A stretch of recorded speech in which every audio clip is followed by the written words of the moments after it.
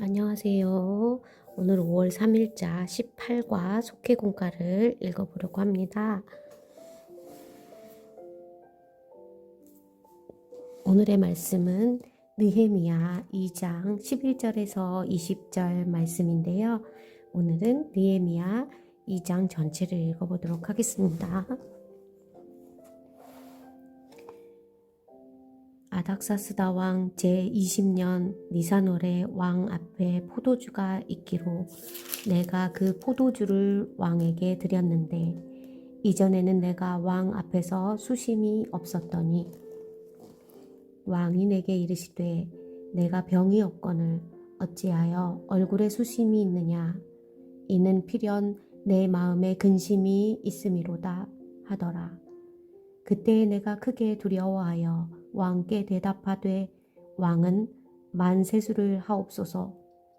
내가 조상들의 묘실이 있는 성읍이 이제까지 황폐하고 성문이 불탔사오니 내가 어찌 얼굴에 수심이 없사오리이까 하니 왕이 내게 이르시되 그러면 내가 무엇을 원하느냐 하시기로 내가 곧 하늘의 하나님께 묵도하고 왕에게 아뢰되 왕이 만일 좋게 여기시고 종이 왕의 목전에서 은혜를 얻었사오면 나를 유다왕 나의 조상들의 묘실이 있는 성읍에 보내어 그 성을 건축하게 하옵소서 하였는데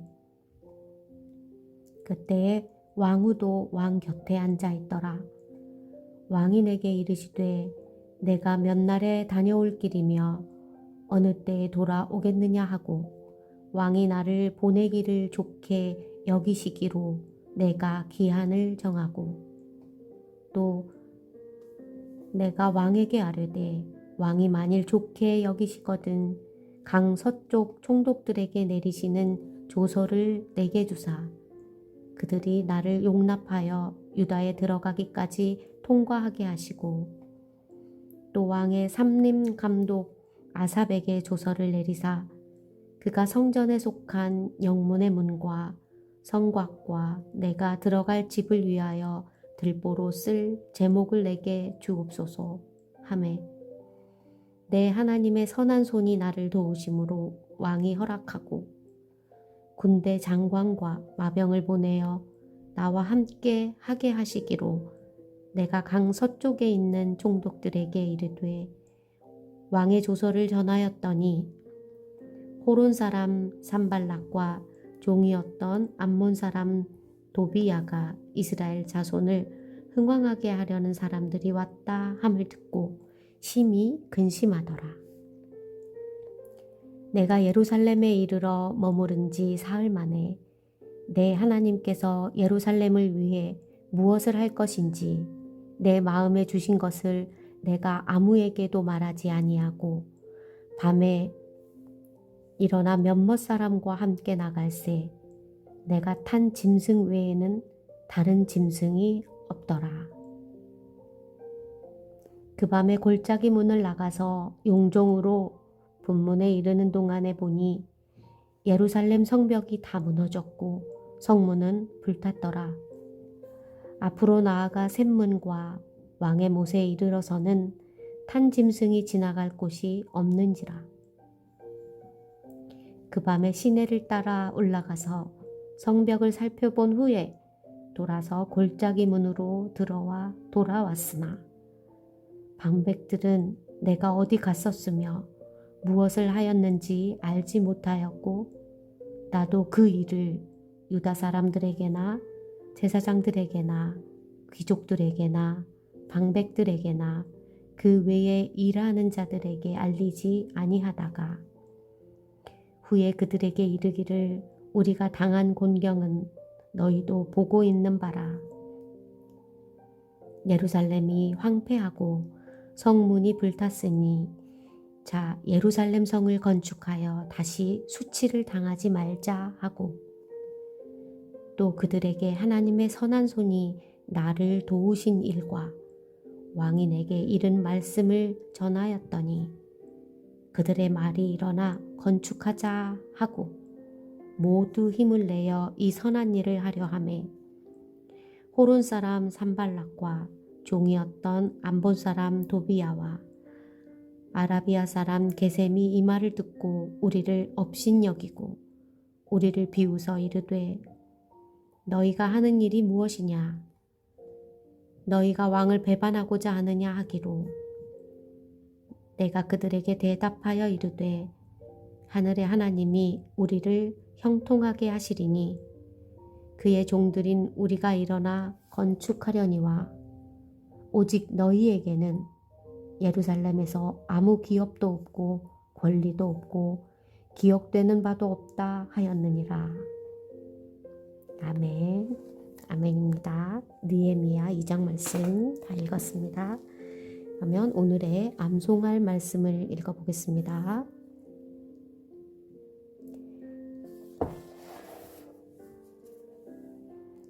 하늘의 하나님이 우리를 형통하게 하시리니 그의 종들인 우리가 일어나 건축하려니와.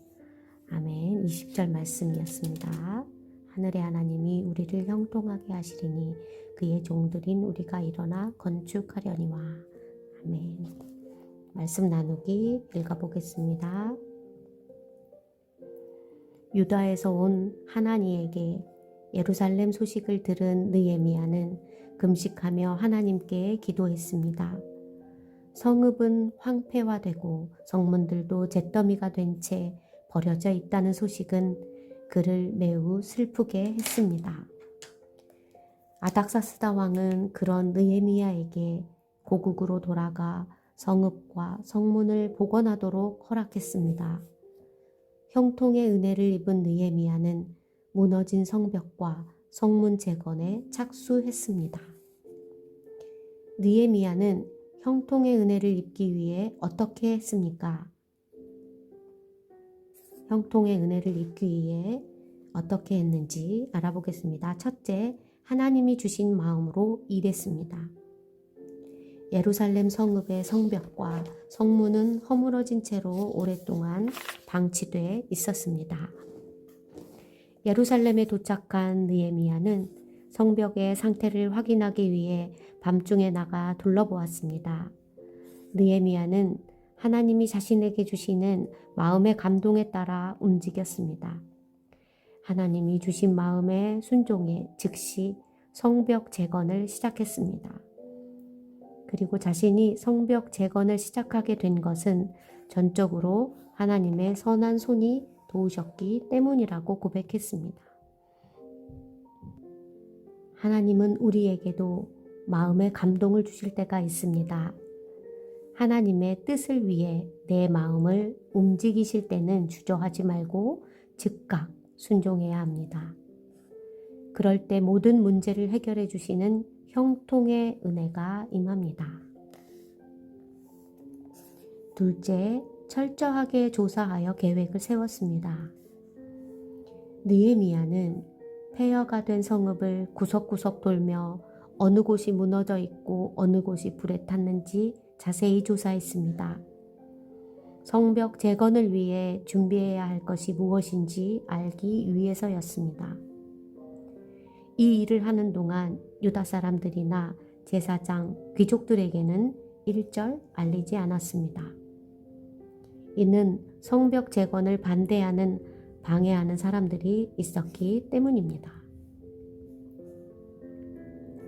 시작도 하기 전에 어려움이 생기지 않도록 느헤미야는 조심했습니다. 하나님이 주신 마음으로 시작한 일이라도 모두가 협력하고 좋아하는 것이 아니기에 신중하게 준비해야 합니다. 느헤미야는 기도로 준비했고 하나님이 주시는 마음을 따라 철저한 계획을 세우며 준비했습니다. 형통의 은혜는 하나님이 주시는 마음으로 기도하며 준비할 때 임합니다. 셋째, 백성들의 협력을 얻어 일했습니다. 느헤미야는 예루살렘 성벽을 새로 건축해 다시는 수모를 당하지 않게 하자며 백성들을 설득했습니다. 그러면서 성벽 재건을 진행하도록 하나님의 선한 손이 이미 자신을 돕고 계심을 전했습니다. 백성들은 한마음이 되어 성벽 재건을 시작하고자 했습니다. 그런데 이때 호론 사람 산발락과 암몬 사람 도비야가 이간질을 했습니다. 느헤미야가 성벽 재건을 하려는 이유는 아닥사스다 왕을 배반하고 자신이 왕이 되려는 것이라며 거짓 선동을 했습니다. 이에 느헤미야는 성벽 재건은 하나님께서 시작하신 일로 하늘에 하나님이 도우셔서 반드시 성공할 거라고 선포했습니다. 이에 느헤미야는 성벽 재건은 하나님께서 시작하신 일로 하늘에 하나님이 도우셔서 반드시 성공하게 하실 거라고 선포했습니다. 하나님의 일도 일시적인 반대와 방해의 벽에 부딪힐 수 있습니다. 이때 낙심하거나 분열하는 것은 하나님을 의심하는 것과 같습니다.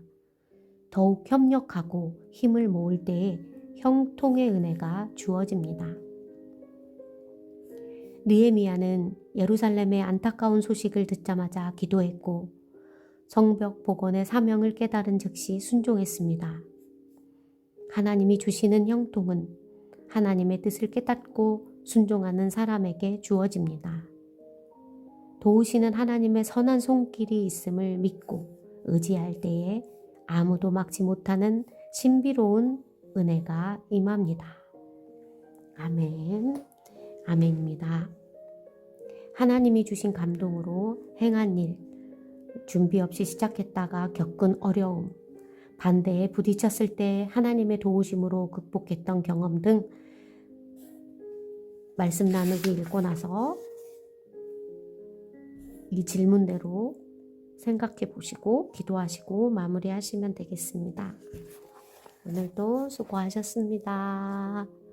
안녕.